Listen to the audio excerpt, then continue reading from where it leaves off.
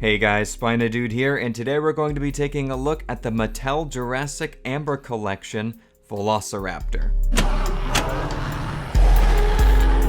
Alrighty, so I've had this Raptor figure for quite a while now. I actually got it during my little break away from the channel for a while, hence why I didn't review it, and I just remembered to review it the other day, so here we are today. This Amber collection is basically a dream come true for me personally, being a Jurassic fan. Mattel has done a great job with the Jurassic toys, but a lot of them are still within the realm of, being aimed towards children and not at collectors, and the Amber collection is just absolutely incredible because they focus on high quality, articulated, mostly film accurate figures. We'll get into that in a little bit, that of course are aimed at adult collectors, and this Velociraptor was the kickoff for the range along with Dr. Ian Malcolm.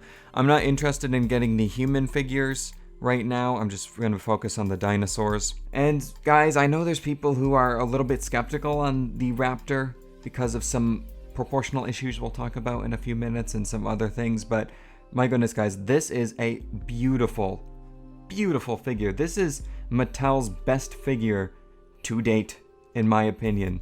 Just for pure presentation and just overall quality of the paint and the detail and everything. The articulation is also astounding. First of all, speaking of presentation, we're going to pull the Velociraptor off of here for just a moment and just show you the packaging for it. Gorgeous.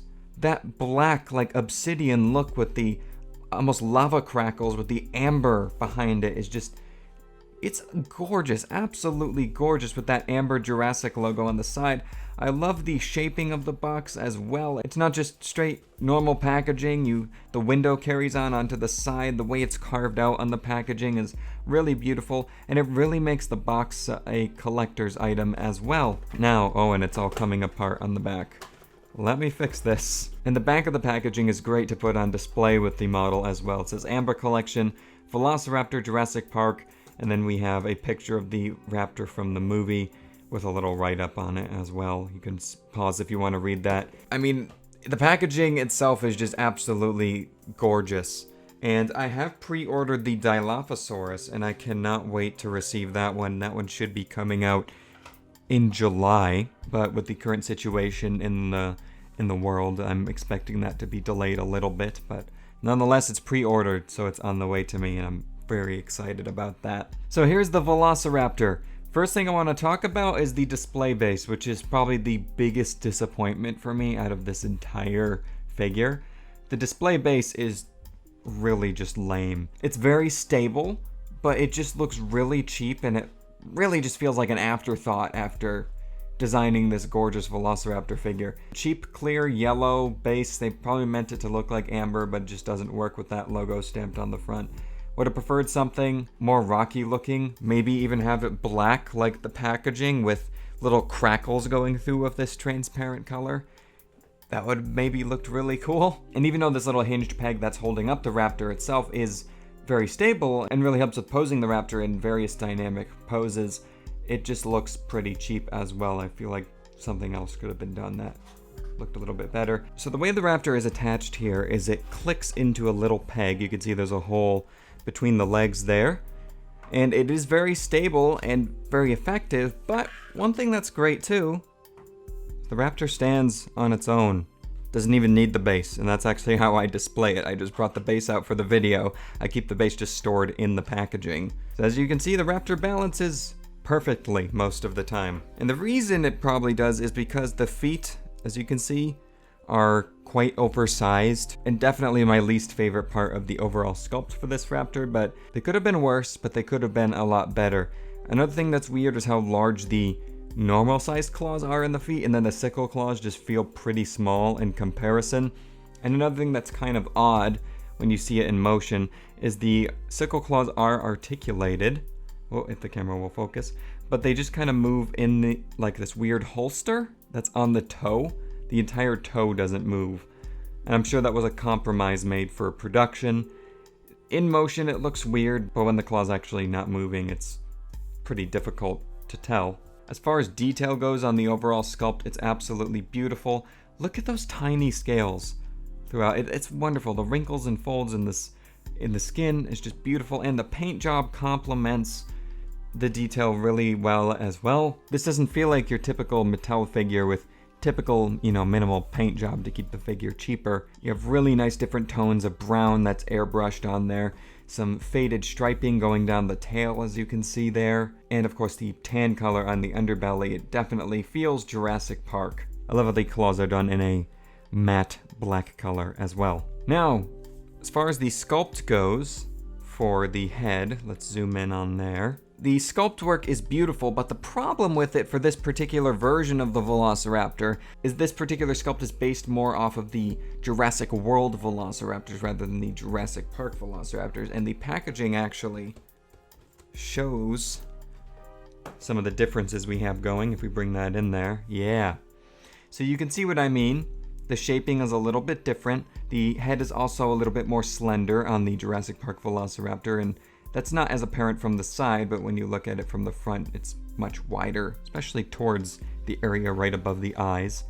But the detailing is wonderful on the head, and it's not like it's that drastic of a difference between the Jurassic Park and Jurassic World Raptors, but there are differences, and for Jurassic fans like myself, it is apparent when you see this figure that there is something off about the sculpt in comparison to the colors that were given to it. But nonetheless, absolutely beautiful. Piercing green eye there as well. The green is a little bit more vibrant on this figure than it probably should be in comparison to the Raptor in the film, but I think it works for the overall style of the figure, and it still gives it a menacing look with the piercing green eye with that black slit. But anyway, I think that really covers sculpt work on it. Just really beautiful sculpt work on Mattel's part. I really want to see more Raptor variants. I'm definitely going to get Velociraptor Blue to go with this one. I'm not a big fan of the Charlie because the paint job that came out just looks really cheap and way too saturated in my opinion. But if they get the whole Raptor squad going for the range, then I might have to get Charlie. I really just want a Jurassic Park 3 male Velociraptor and female Velociraptor. I will definitely get those. But anyway, as far as articulation goes, oh, it's wonderful. Let's start with up here on the head, because you saw me just start moving it there.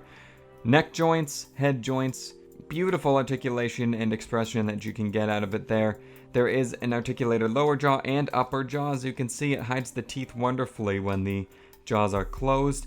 And when you open them, you can see you can get a really wide roar going there, which is beautiful. The interior of the mouth has a nice gloss to it. Maybe the interior is a little bit more saturated color-wise than I would have preferred, but it still is very nicely detailed. And that saturated color combined with the chunkiness of the teeth makes it look a little more toy-y than I would have liked. But still, nonetheless, the paint is not sloppy whatsoever and still looks very nice. I mean, just look at that. That's beautiful for a Jurassic Park articulated figure. Oh, and I just love how you can bring the head down and bring it up. There's so much expressiveness you can get out of this.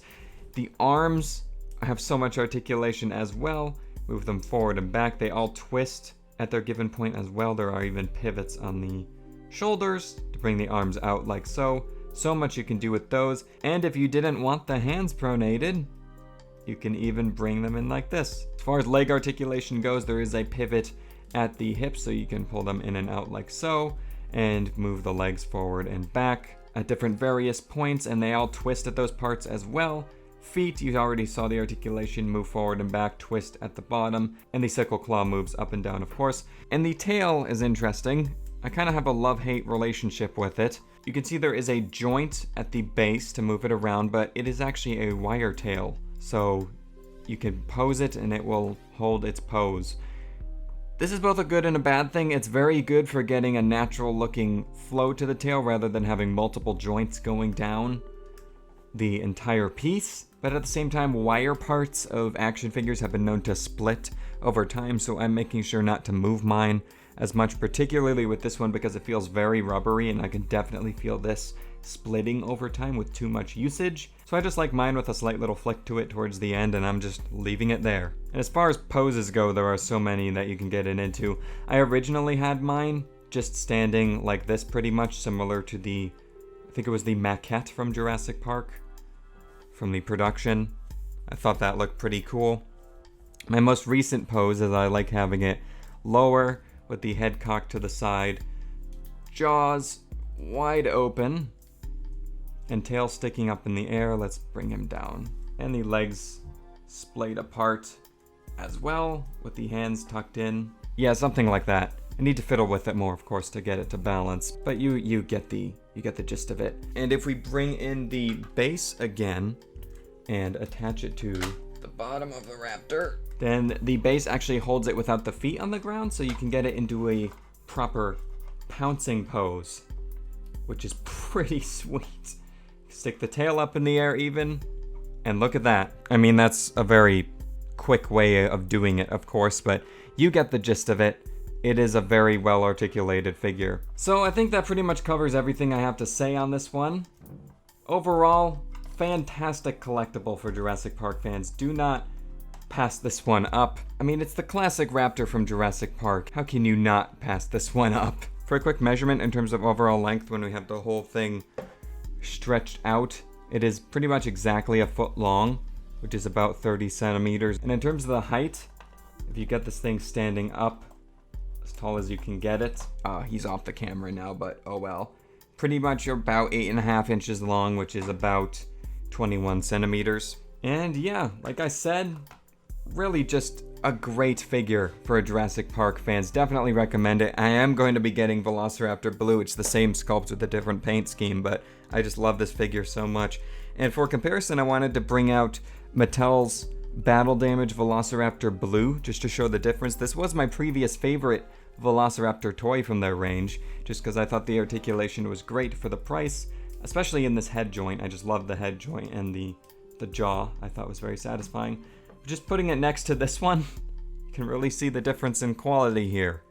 And I definitely recommend the Amber Collection Velociraptor, although it is much larger, of course. But anyway, guys, I think that is going to do it for this review of the Amber Collection Jurassic Park Velociraptor. If you're a Jurassic Park fan, like I said, I definitely recommend this one 100%. And let's bring out the packaging to put behind it for the outro there. Snatch this particular variant up while you can. I got this one at GameStop when it was still open.